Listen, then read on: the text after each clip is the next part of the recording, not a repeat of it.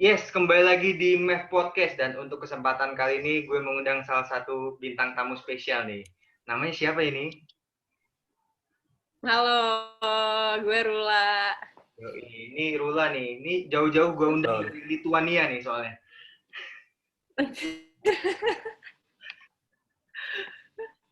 Ya, dari Eropa ya. Ya, jadi Rula ini salah satu ya boleh dibilang musisi yang mencoba untuk menapak karir lebih jauh ya. Cie. Yeah. Ya, jadi ini Rula ini ada satu temen gue juga nih, namanya Rehan nih. Say hi dulu nih Rehan. Halo, nama gue Rehan. Ya, jadi buat Ya, para pendengar Meh Podcast yang belum tahu, untuk episode gue kali ini, gue ngundang host dadakan. Yoi. Host dadakan yang kebetulan masih temen deket gue juga, jadi ya dah ikut aja gitu. Gitu deh. Gitu. iya. Ya. Jadi kebetulan gue sering denger ya podcastnya Nadif, dan Nadif ini kan temen gue juga sejak dari kita mulai semester 1 ya, Dif ya, di kampus kita sampai sekarang. Ya. Jadinya Kita kebetulan kampusnya di gue BSD. dikasih kesempatan iya, kita kampusnya di BSD, jadi gue Di mana? BSD-nya di Oh, Yuli kita ngomong. Yuli. Gue ada beberapa teman di situ. Iya. Oh iya, jadi kita di situ sampai sekarang. Akhirnya gue jadi kesempatan jadi host dadakan. Yoi. Gue mau nyebut host Oke, magang. Rula, Aja. iya. Kita pengen tahu nih, Rula nih, ya. Karena kan kita tahu bahwa ada pepatah bilang tak kenal maka tak sayang, ya kan. Nah, kita mau pengen tahu nih latar belakang lu seperti apa nih dari SMA sampai kuliah. Dari SMA. Ya. Oke, gue SMA dulu di Binus Serpong, BSD juga, makanya gue tahu orang-orang BSD. Ya. Terus abis itu kuliah di UI. Abis dia kuliah di UI Inter sih, jadi kayak 2 tahun di UI, terus 2 tahun lagi transfer ke Melbourne. Oke. Oh, Tuh, Melbourne. ambil jurusan komunikasi gitu. Nah, udah sekarang udah lulus sih gue. Terus lagi kerja sih sekarang. Oke, kalau gue sih SMA-nya kalau tahu Munzer. Oh, 2 Tangsel. Iya, Munzer ya, dan juga kuliahnya itu ya sama kayak Nadif lah, kita di Uni. Ri, orang kalau udah lulus namanya keluar ya. Lancar iya. ya. Nah, terus pengen tahu nih kita nih, kesibukannya ngapain sekarang nih? Sekarang sih lagi ya kerja aja sih, kerja full time. Terus kalau misalnya ada waktu ya bikin-bikin lagu, nulis-nulis lagu, gitu-gitu aja sih. Ini kerjaannya itu nulis lagu saat ini ya, karena kan itu lagi pandemik ya kan. Iya. Stay home juga. Tapi lagi jarang sih sebenarnya bulan ini, kayak bulan-bulan lalu lebih sering, sekarang kayak lagi jarang. Lagi sibuk ke lain. Oke. Ya. Nah, ini kan lu tadi ngomongin soal lagu nih. Nah, lu katanya baru merilis single ya, itu judulnya Dance Away the Pain, bener gak tuh? Iya, betul. Tuh gue udah dengerin, emang wah enak sih lagunya, maksudnya dalam arti musik juga kayaknya kekinian banget gitu kan, yang memang pasarnya wah anak muda banget nih gitu kan. Nah, itu boleh cerita sedikit nggak? Itu lagunya tentang apa sih ceritanya itu, maksudnya dari lirik-liriknya? Oke. Apakah itu cerita tentang kehidupan lu atau kehidupan terinspirasi dari temen lu atau gimana tuh? Oh, boleh. Yeah. Oke, sebenarnya thank you udah dengerin lagu gue. Iya. Kalau lagunya sendiri tentang hidup aja sih. Jadi gue tuh awalnya nggak bikin liriknya dulu. Gue tuh kalau bikin lagu kadang suka random nge-record, kayak nemu melodi enak, gue record di HP gitu, kayak meskipun cuma 5 atau 10 detik, kayak gue nyanyi aja ngasal. Nah, abis itu awalnya gue kayak nemu satu line sih, kayak Dance Away the Pain, kayak Dance Away the Pain. Kayak awalnya tuh liriknya juga bukan itu. Nah, terus abis itu gue kayak develop dari satu kalimat itu, baru gue bikin jadi lagu sih, kayak ini enaknya dibawa kemana ya gitu. Nah, terus gue kayak waktu itu sih gue bikinnya nggak terpaku, gue pengen bikin lagu tentang ini nih yang terjadi di hidup gue ini. Gue lebih kayak, gue pengen konsepnya bikin lagu yang awalnya lagunya sedih, terus di akhirnya jadi lagu yang lu happy ending gitu. Itu sih. Berarti itu liriknya lu yang kompos sendiri ya? Iya, kalau lirik gue sendiri. Itu tuh prosesnya berapa lama tuh dari lu bener-bener sampai inisial banget, gue kayaknya harus ini, sampai lu bener-bener, wah ini fix nih, liriknya begini nih. Itu kira-kira berapa lama tuh prosesnya? Gue tuh bikin itu kayak pas Desember akhir deh, pas lagi libur banyak gitu. Desember, itu kayaknya Desember akhir sampai Januari awal. Seminggu lah kalau lirik doang, seminggu kayaknya. Seminggu ya? Terus ya gue finalize seminggu, baru kayaknya agak lama gue diamin aja gitu situ. Kayak kayaknya enak nih di produce, kayak bisa deh. Udah gue iseng-iseng aja, gue coba produce. Oh ya bisa, kayak ini works. Ya udah, akhirnya rilis deh kayak baru kapan ya? Maret akhir. Oke. Nah, itu kan lu juga buat liriknya. Nah, kalau nadanya sendiri dari lu juga atau gimana? Harus kayaknya nadanya. Oh ya, nada gitu. Dari lu juga. Ya. Nada dari gue juga, nada, lirik, sama producing gue sih kebetulan itu. Oke. Nah, terus kan biasanya kalau kita buat lirik, terus juga lu buat nada segala macam kan, biasanya nggak semudah membalikan telapak tangan gitu kan. Nah, kira-kira menurut kendalanya apa sih dari bikin lagu gitu? Apakah lu nyari waktu luangnya, atau lu cari kayak nyari me time-nya, momen me time-nya nih susah nih, apa gimana? Oke.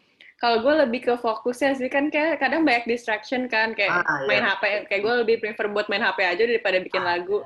Kayak gitu, buat gitu susah kayak. Iya kayak gitu kayak ya buat nemu timingnya juga sih, kayak ini lagi sepi, enak nih gue bisa fokus kayak gitu. Nah selain itu pas udah mulai bikinnya juga kadang emang ya nggak segampang gue udah nemuin nada yang enak.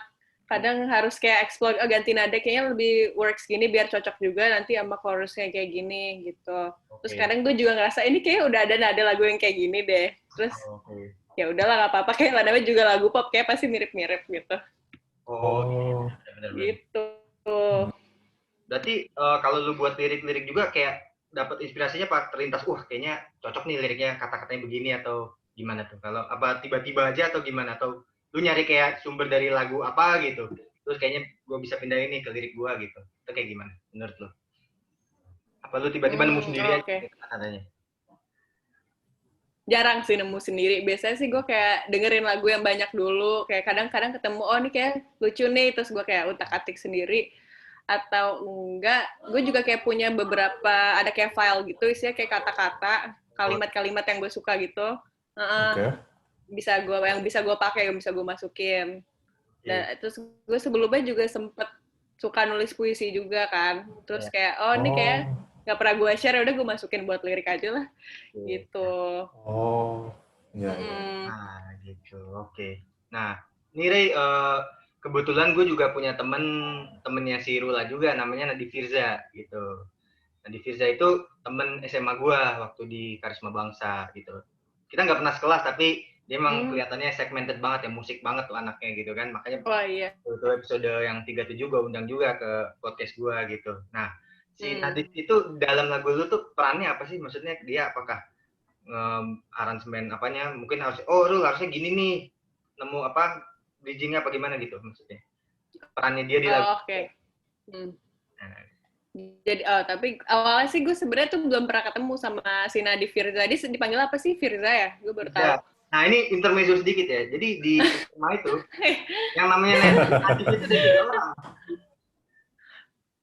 Ada 3 orang. Jadi kita 3 orang, sampai termasuk lo. Iya, termasuk gue. Ada satu lagi, Valdi namanya. Iya. Nah, dia dipanggilnya Firza. Udah pasaran berarti. Firza. Kalau nggak Firza, panggilnya Jipeng kalau nggak salah. Panggilnya Jipeng. Gitu sih. Tadi Firza. Gitu. Oh iya, gue pernah denger tuh kemarin. Iya, gue manggil dia Nadif, gue nggak tahu dipanggil apa. Gue ketahui dia dari temennya, dia temen gue, dia mastering lagunya si band temen gue gini. Nah, jadi dia di lagu gue ini perannya mastering. Nah, gue kan mastering. Lagunya kan udah gue produce, udah gue mix sendiri kan. Nah, abis itu udah tuh kayak gue butuh kayak final touch sama second ear dari orang lain lah, kayak biar kayak kalau gue sendiri semuanya kayak gue kayak susah buat ngedetect ini kurangnya di mana atau ini sebenarnya nggak perlu diganti. Ya udah gue minta tolong tuh ke dia kayak buat bantu mastering. Terus udah jadi deh. Jadi menurut gue jadi lebih clear sih, jadi kayak lebih jernih aja, lebih enak gitu. Oke. Mantap. Oke. Ini kayaknya Rehan udah kebelet mau nanya nih. Iya, kan kita tahu ya bahwa musisi itu kan pasti kalau lagi buat musik nih ya, terinspirasi sama siapa gitu kan musisi ternama gitu. Inspirasi? Ya, terinspirasi sama siapa mungkin. Inspirasi. Ya, terinspirasi. Nah, kira-kira lu ada nggak sosok-sosok musisi yang bisa menginspirasi lu saat lu bikin musik gitu? Ada banget sih. Pertama pasti Taylor Swift kalau ditanya kayak gitu. Terus abis itu banyak kalau band-band gitu, gue lebih suka band-band yang popang atau imo-imo gitu. Pokoknya band-band yang udah gue suka dari zaman SMP gitu, itu masih kena banget sama gue. Jadi ya itu paling Taylor Swift sama. Jadi Taylor Swift tuh paling pertama berarti ya? Tapi kalau Taylor Swift dia bikin lagu, dia buat drama dulu kan, romantis sama nah lu jajan yang kayak gitu. Enggak. Ini sama gue dulu nih harus bikin selek-selekan dikit, baru gue dapet inspirasi. Itu nggak tuh? Gue agak sih. Jadi kalau dari Taylor Swift itu terinspirasi dari mananya? Apakah dari lirik kah? Atau dari nada kah? Atau karakternya? Atau gimana? Dari lirik sih, lirik. Terus cara dia bawainnya gimana. Dia kan sering kayak pakai metafor-metafor gitu, terutama di 2 album, double album dia yang buat terakhir. Itu menurut gue kayak liriknya bagus-bagus banget. Nah itu gue pas lagi bikin Dance Away ini tuh kayak lagi sering banget dengerin 2 album itu. Terus ya udah banyak kayak dapet inspirasi dari album lagu-lagu di album itu. Oke.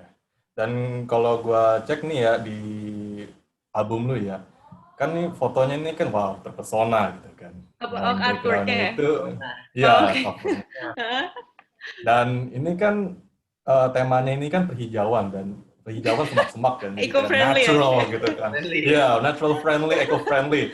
Nah, gue mau nanya nih, itu ambil fotonya itu di Foresta bukan? Bukan, itu di Bintaro. Oh di Bintaro. Mirip ya Foresta. Iya, karena di pinggir jalan sih. Ya Foresta kan anak kosan. Oke. Iya, karena Foresta itu kan banyak perhijauan, yang mirip kayak gini lah. Perhijauannya kan banyak banget kan di pinggir jalan. Oh, iya. Asri gitu kan. Itu di Bintaro. Oh, itu Bintaro berarti ya. Oke. Dan kalau gue denger nih, apakah musik lu ini labelnya itu indie bukan? Iya sih, maksudnya gue bikin sendiri tanpa label, distribute sendiri gitu. Oke. Terus kira-kira ada nggak rencana untuk mungkin mencoba suatu hari nanti mau ke lebih major, lebih besar labelnya? Ya melangkah lebih jauh lah gitu mungkin. Iya sih. Iya, langkah lebih jauh. Oke. Sebenarnya sih belum kebayang sampai sejauh itu, karena gue baru rilis 2 lagu sih, ya baru rilis 2 lagu. Terus tapi ya so far sih gue nyaman-nyaman aja kayak bikin lagu sesuka gue, kayak nggak ada batasan-batasan. Dan gue ya suka-suka aja sih. Cuma kalau misalnya mungkin independent label ada yang mau nawarin boleh, tapi nggak tahu.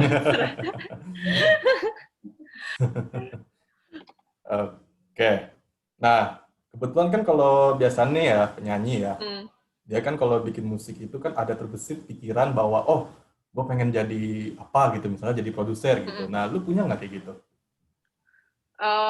Kalau misalnya maksudnya kalau selain jadi penyanyi atau? Iya, selain penyanyi gitu. Mungkin kayak gue lebih di songwriting kali ya. Mungkin kayak suatu saat nanti kalau misalnya gue udah rada banyak kan, kayak misalnya portfolio kan udah banyak, jadi orang-orang lebih percaya misalnya gue bantu-bantu buat songwriting di lagu orang lain gitu sih.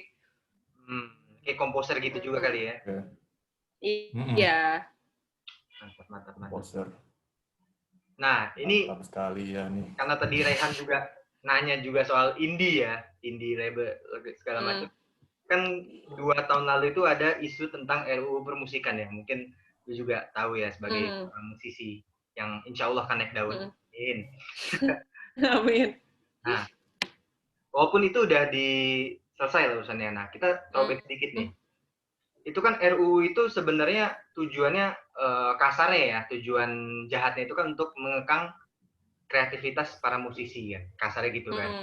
Nah, seandainya menurut lu tuh dari segi apanya sih maksudnya di kreativitasnya itu dikekang? Apakah dari segi pemilihan liriknya atau dari segi genre musiknya? Kalau menurut lu tuh seperti apa yang kreativitas yang dikekang itu di bagian mananya gitu? Oke. Kayaknya sih kalau dari gue lihat sih ke segi konten secara menyeluruhnya ya. Kalau misalnya lirik juga, misalnya kan kalau indie gini kan gak ada larangan kan, kalau mau ngomongin apa aja, atau misalnya lu kayak rada-rada mau ngekritik pemerintah gitu. Nah yang kayak gitu-gitu kayaknya bakal terkekang banget sih kalau misalnya itu tadinya bakal disahkan kayak gitu. Nah, terus mungkin kayak genre-genre yang rada nggak sesuai pasar, kayak rada-rada menyimpang gitu, juga bakal terpengaruh sih. Jadi ya secara garis besar ya bakal terbatas banget kayak ruang gerak lu sebagai musisi gitu, kalau misalnya itu dipisahin gitu. Ya, karena kemarin juga gue bahas Firza itu, jadi salah satu isi RUU-nya itu adalah dibatasinya itu bukan hanya musisi yang pro ya, bahkan dari anak sekolah gitu ya.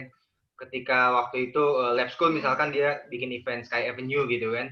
Nah, kalau sekolah kan biasanya kita buat kayak proposal segala macam kan nggak seribet kalau kita bikin event yang kayak Java Jazz gitu kan. Nah, RUU itu gue lihat dia bahkan anak sekolah gitu ya, masih SMP, masih SMA, itu harus punya license kayak license orang pro gitu. Jadi seakan-akan orang SMA cuman buat Sky F, tapi seakan-akan kayak bikin DWP gitu levelnya gitu, level izinnya segala macam gitu. Nah, kalau dari segi lu nanggepinnya gimana tuh yang kayak gitu?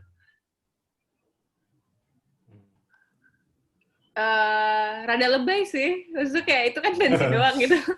Gue nggak tahu bahkan ada poin kayak gitu, gue makanya kayak gue baru dengar.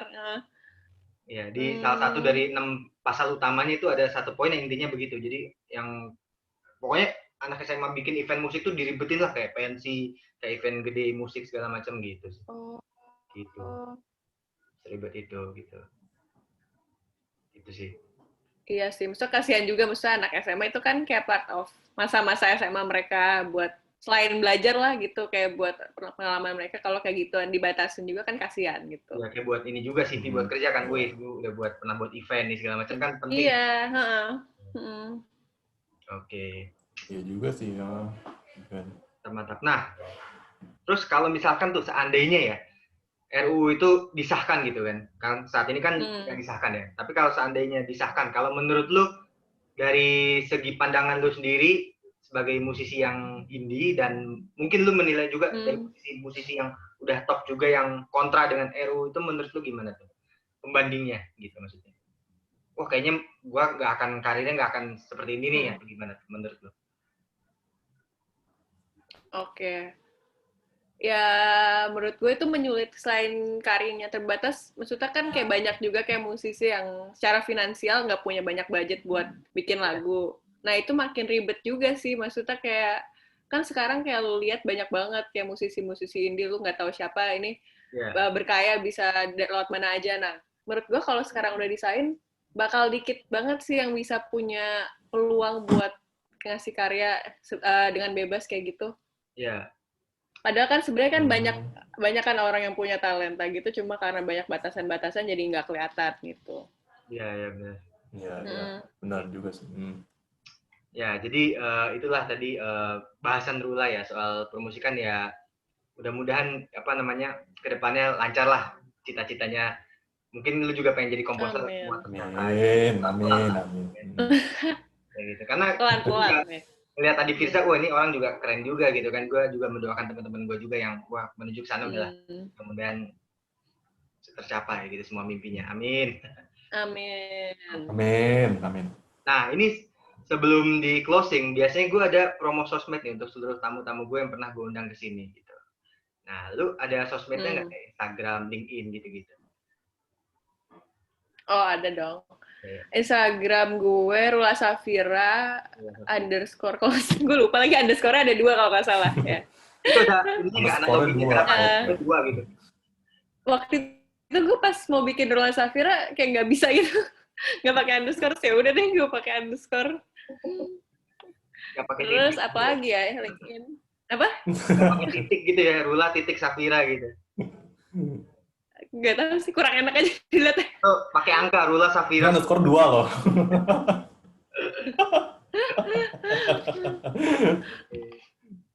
Iya itu, LinkedIn boleh juga ada Rula Safira.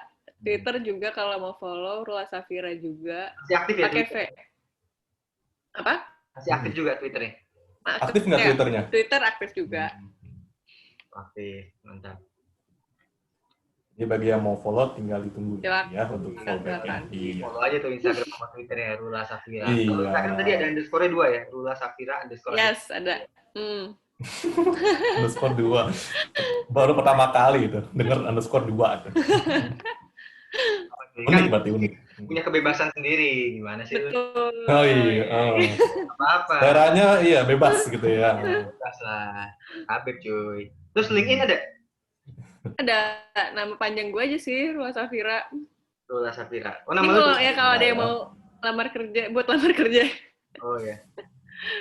Rula Safira, 2 kata ya? Iya. Kira. Oke.